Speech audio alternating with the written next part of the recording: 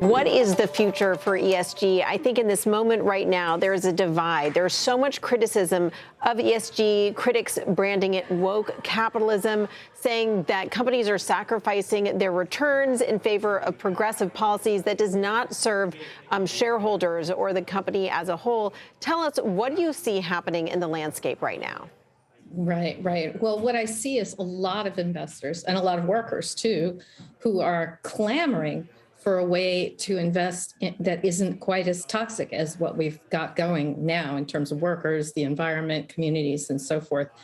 ESG is one way of looking at it, and in my view, a somewhat limited way of looking at it. And so when critics hold up ESG as representative of that whole clamoring, they're really missing the big picture, which is that there are 150 different ways to slice this, and most of them will contribute to better bottom lines and better long-term outcomes for companies.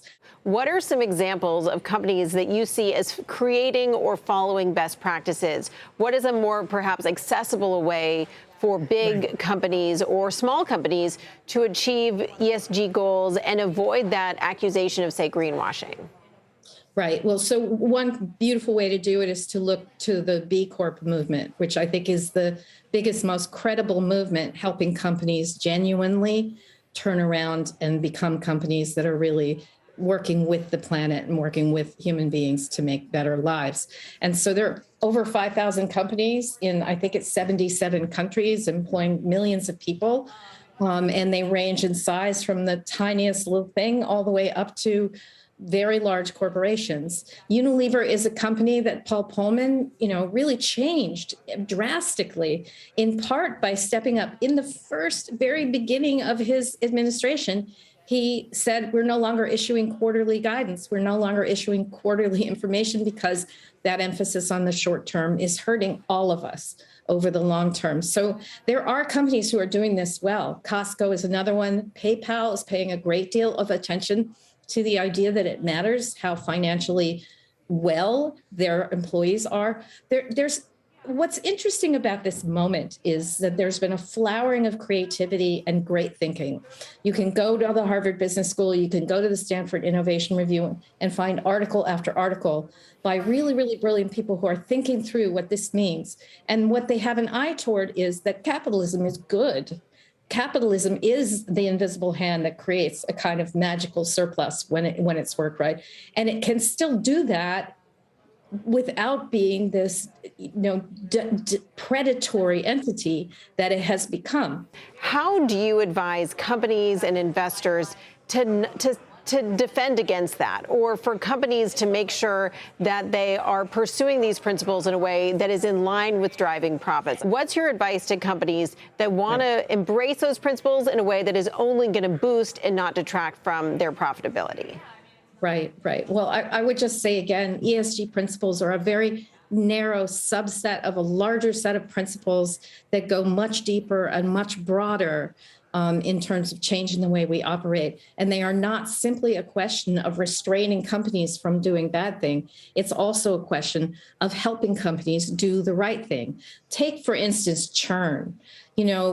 Treating your employees like they are simply cogs in a machine that are endlessly replaceable is a great way to have employees turnover and turnover and turnover. And we know that consistent churn is costly to companies. So you can look at a company like Costco that invests in the long-term well-being of their employees, invests in their healthcare and their retirement, gives them pathways to advancement. And sure enough, they have so much less churn.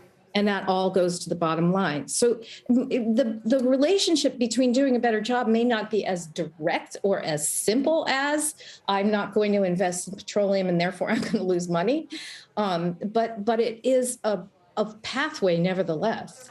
I really want to get your perspective on the space race. That's another thing that has changed dramatically in the past just several years. You know, you have Jeff Bezos, who has used his wealth to pursue the travel to space, and then you have Elon Musk and his mission to Mars. You've been critical of the space race, even though many people would say it's employing people, it's inspiring people, and it's giving people hope and ways to use technology to think about the future. Why are you so critical of the space race? Right. Well, I'll just take Jeff Bezos as an example, because when he came back down to earth and he was so excited, I felt his excitement. He was like a little boy. It was sweet to watch him. But at the same time, he said, I want to thank all the Amazon workers for making this possible. It was quite the tone-deaf thing to say. And workers were enraged by it because, yeah, they made it possible by making those profit margins possible, which made those share prices possible, which made the space race possible. If he had been paying more fairly, if he hadn't structured the entire business around the idea that it is necessary to pay labor as little as is humanly possible to pay them, he wouldn't be the very wealthy, he'd be a wealthy man. He just wouldn't be a guy with enough money to build a rocket ship. And that's the part that I criticize about the space race. I don't think we need to do redistribution, but I think we need to think more carefully about pre-distribution.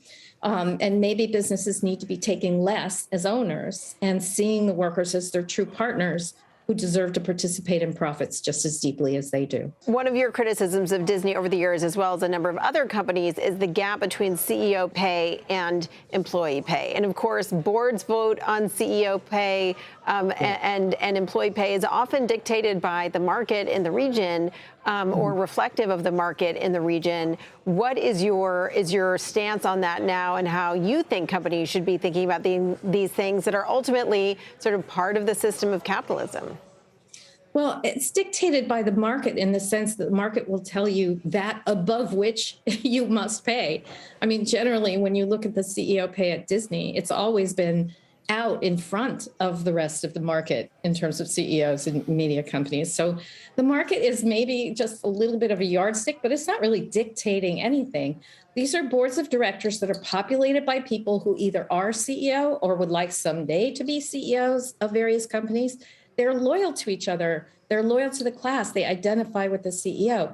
It's very hard for them to step off of the received wisdom that they got onto the board holding, which is that a CEO is a magical person who's very, very special and can't be replaced, and therefore has to have $66 million. I have to question the motivations of a CEO that won't work for less than $66 million. I have to wonder, like, why do they need this much money? So much of this, yeah. So much of this. And I'm here to tell you, it's not necessary. It's way more than a person can use. Yeah, but so much of that pay is often tied to the performance of the stock, right? Incentive pay. Yeah, and inherently there's nothing wrong with it. But how can you call a company successful when people are suffering? Part of the problem of this is in how we define the idea of what a successful company is. And if we pushed human interest to the center of our set of calculations about the well-being of a company, we would feel very differently about Disney as a successful company, knowing that many of its employees are relying on food stamps.